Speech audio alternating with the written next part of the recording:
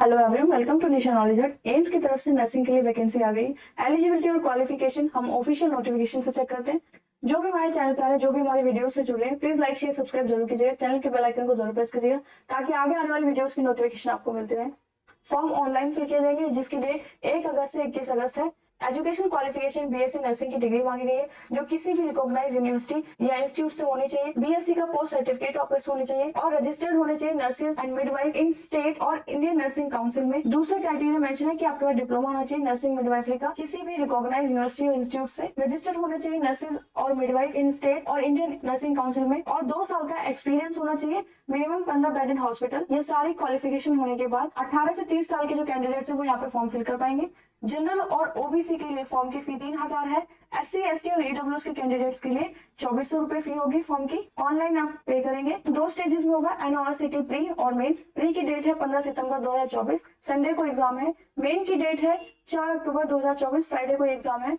Online form fill किया जाएगा जिसकी ऑनलाइन वेबसाइट होगी www.aimsexams.ac.in। डिटेल इन्फॉर्मेशन नोटिफिकेशन में मेंशन है, तो वेबसाइट पे विजिट करके आप एक बार चेक कर सकते हैं, रीड कर सकते हैं, पूरा फॉर्म रीड कर सकते हैं, पूरी नोटिफिकेशन एक बार। एज रिलैक्सेशन कुछ इस तरह से, एससी एसटी को 5 साल, ओबीसी को 3 साल, पीडब्ल्यूबीडी के लिए 10 साल जिसमें उनकी एज 56 ईयर से ज्यादा नहीं होनी चाहिए। पीडब्ल्यूबीडी प्लस ओबीसी के लिए सेम वही 13 साल और 56 साल से वो ज्यादा नहीं होने चाहिए। एक्स सर्विसमैन के लिए 5 साल और जो सेंट्रल गवर्नमेंट सिविलियन एम्प्लॉय रह चुके हैं जिन्होंने कम से कम 3 साल अपनी सर्विस की है या जब तक ये फॉर्म फिल हो रहे हैं, सबमिट हो रहे हैं, तब तक उन्होंने सर्विस की है तो वो यहाँ पे फॉर्म फिल कर सकते हैं। जनरल और अनरिजर्व के लिए 5 साल, ओबीसी के लिए 8, 5+3 का क्राइटेरिया एज रिलैक्सेशन के लिए मेंशन है और एससी और एसटी के लिए 10, 5+5 का क्राइटेरिया यहाँ पे मेंशन है। नेक्स्ट देखते हैं, कास्ट और कैटेगरी के सर्टिफिकेट्स आपके पास होने चाहिए जैसे कि एससी एसटी ओबीसी और ईडब्ल्यूएस में जैसे नॉन क्रीमी लेयर का जो सर्टिफिकेट होता है ईडब्ल्यूएस के लिए जो होता है, या डिसेबल लोगों के लिए जो सर्टिफिकेट मिलता है मेडिकल हॉस्पिटल से,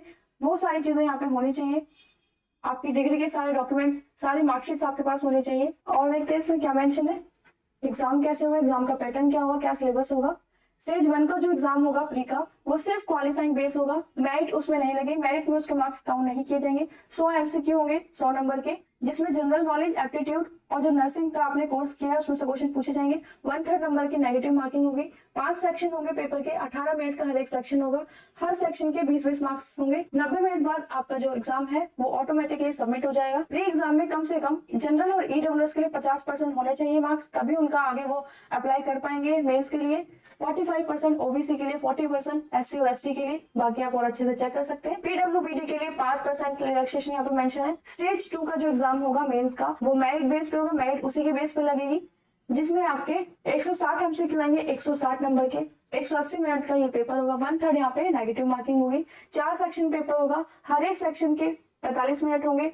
40 क्वेश्चन हर सेक्शन में मेंशन होंगे। 180 मिनट बाद आपका पेपर अपने आप ही सबमिट हो जाएगा। अगर किसी 2 पर्सन के या 2 से ज्यादा लोगों के सेम मार्क्स आते हैं तो जो सिलेक्शन का क्राइटेरिया होगा, पहले तो एज का रहेगा, जो ओल्डर वन होगा उसका ज्यादा प्रेफरेंस होगी, और सेकंड ये होगा कि जिसने नेगेटिव मार्किंग कम की होगी, जिसने क्वेश्चंस कम गलत किए होंगे उसको प्रेफरेंस दी जाएगी।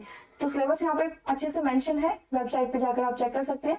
फॉर्म आ चुके हैं, जल्दी से फॉर्म फिल कीजिए। ऐसी और भी जानकारी के लिए हमारे चैनल पर जरूर जुड़िए। लाइक शेयर सब्सक्राइब जरूर कीजिएगा। All the best, thank you.